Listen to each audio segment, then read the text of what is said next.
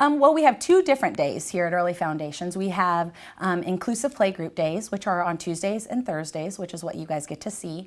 And our kids with autism get here and have about 30 minutes of direct instruction teaching. So we're working one-on-one with them on programs designed to really target the core deficits of autism. And then about 45 minutes after they get here, we have an inclusive Mother's Day out. So we have kids who come from the community who come to our school, and we run it just like a typical Mother's Day out. So we do arts and crafts, we have free play, snack, we go outside, sing songs.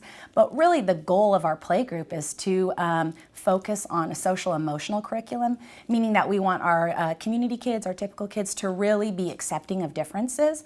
And we also want our kids with autism to be integrated into the community.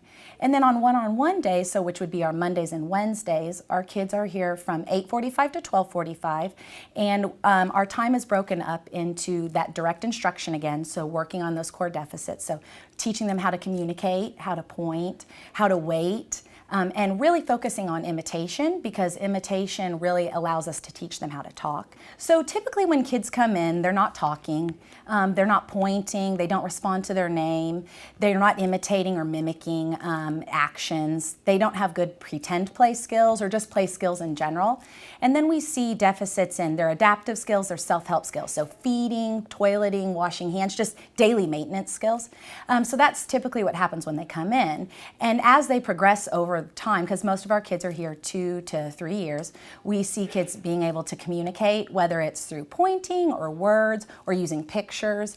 We see our kids being able to imitate, follow directions, get their wants and needs met. They are able to go to the bathroom and manage their materials, so hanging up their backpack, putting their jacket away, helping clean up during the play groups. So we really see a dramatic increase in their independence skills. So what we see is that the research tells us is that the earlier we can identify kids, the earlier we can get the intervention, the better the outcomes are.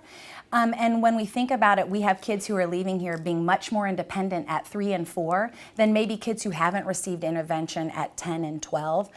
These kids are needing the support.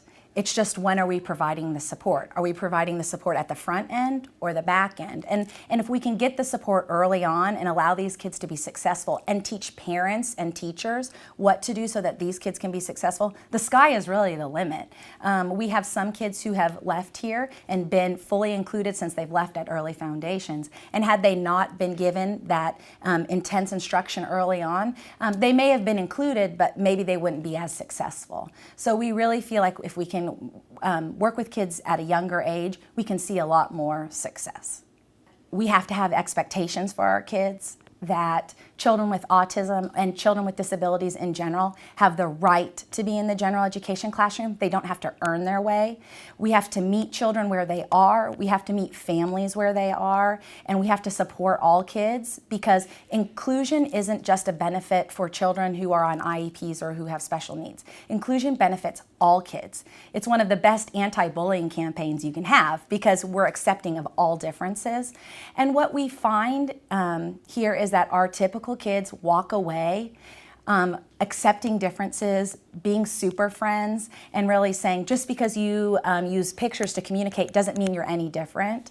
And I just think that that's the thing that I've learned the most from this place, is that all kids have a right to be in the natural setting in their community, and that's the service that we provide here. And I feel like that is the most important thing, that families feel accepted here, kids feel accepted here, everyone's accepted here at Early Foundations.